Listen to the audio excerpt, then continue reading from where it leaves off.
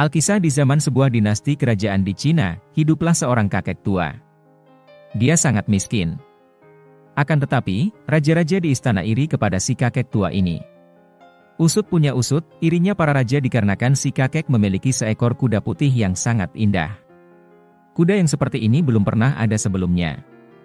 Maka dari itu, raja ingin membeli kudanya dan dia menawarkan hadiah yang sangat besar kalau si kakek mau menjual kudanya. Sayangnya, tawaran dari raja pun ditolak oleh si kakek. Raja pun memberikan tawaran kedua yang lebih besar dan lebih menggiurkan, yaitu si kakek diangkat menjadi bangsawan. Akan tetapi si kakek mengatakan, "Kuda ini bukan kuda bagiku. Dia sudah seperti anggota keluarga. Bagaimana bisa aku menjual anggota keluargaku?" Melihat jawaban si kakek yang tetap tidak mau menjual, membuat para tetangganya gemas dan emosi jiwa, mencoba meyakinkan si kakek untuk menjual kudanya, tetapi si kakek tetap tidak mau menjual. Suatu pagi, si kakek tiba-tiba menemukan bahwa kudanya tidak ada di kandang. Seluruh desa heboh, lalu berkumpul dan mereka semua berkata ke si kakek, "Kamu orang bodoh. Kami tahu sebelumnya bahwa suatu hari nanti kuda itu akan dicuri. Kamu itu sangat miskin, jadi akan lebih baik menjualnya saja. Kamu bisa mendapatkan harga berapapun yang kamu mau karena raja sudah kesengsem sama kudamu. Tapi nasi sudah menjadi bubur, sekarang kudanya hilang, itu nasib sial," ujar para tetangga. Mendengar omongan para tetangganya, si kakek berkata, "Jangan terlalu jauh mikirnya. Cukup bilang saja bahwa kudanya tidak ada di kandang. Lalu, apakah itu nasib sial atau malah keberuntungan, tidak ada yang tahu."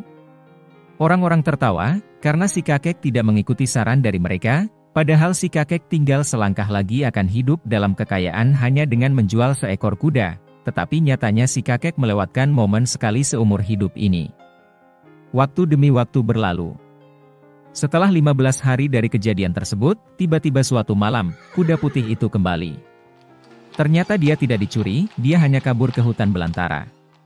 Dia tidak hanya kembali sendirian, tapi membawa 12 ekor kuda liar cantik lainnya.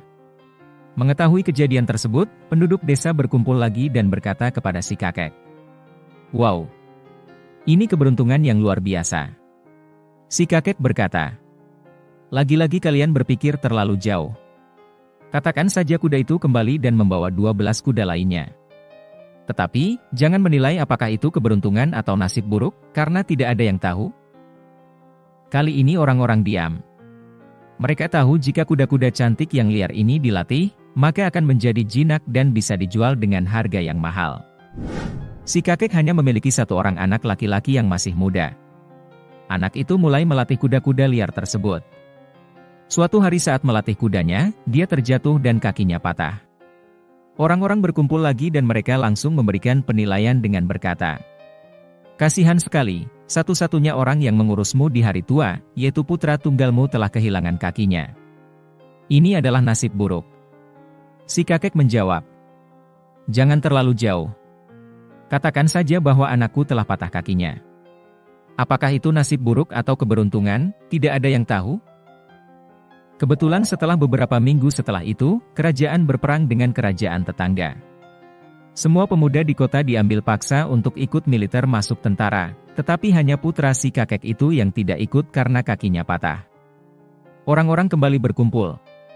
Mereka menangis karena dari setiap rumah, anak-anak muda diambil paksa dan tidak ada kemungkinan mereka kembali, karena kerajaan yang menyerang adalah kerajaan besar. Sedangkan kerajaan mereka kalah perang. Anak-anak muda mereka tidak akan kembali. Seluruh kota menangis terseduh-seduh dan mereka mendatangi si kakek itu dan mereka berkata, "Kamu benar, ini terbukti menjadi keberuntungan. Mungkin anakmu lumpuh tapi dia tetap bersamamu, sedangkan anak kami meninggal." Si kakek kembali berkata, "Kalian menilai anak-anak kalian telah dipaksa masuk tentara dan anakku tidak. Apakah itu sebuah keberuntungan atau nasib buruk? Tidak ada yang tahu." Jika kita melihat dalam hidup, kita akan menemukan bahwa kita sering mencoba mengendalikan kejadian-kejadian dengan memberi cap hasil mana yang baik, dan hasil mana yang buruk. Ketika hal-hal berjalan sesuai dengan rencana kita, kita sangat gembira. Tetapi ketika hal-hal tidak berjalan seperti yang kita harapkan, kita merasa cemas, galau, sedih. Kita seringkali terlalu cepat menilai suatu kejadian dan memutuskan apakah itu baik atau buruk, sial atau beruntung. Tetapi pada kenyataannya kita tidak selalu tahu apakah suatu peristiwa pada akhirnya akan terbukti baik atau buruk seperti dalam cerita si kakek tersebut. Sesuatu yang tampak seperti kabar baik di saat ini, bisa saja ternyata membawa ketidaknyamanan atau bahkan kegalauan, kesedihan di masa depan. Begitu juga sebaliknya, sesuatu yang tampak buruk pada saat ini mungkin menjadi sangat berguna di masa depan dan membawa kebahagiaan. Dalam cerita ini si kakek tidak sedang menilai atau menghakimi suatu kejadian. Dia hanya menerima apa yang terjadi seperti apa adanya. Si kakek memiliki sesuatu yang disebut dengan keseimbangan batin alias equanimity. Keseimbangan batin dianggap sebagai bentuk kebahagiaan tertinggi yang dapat kita alami.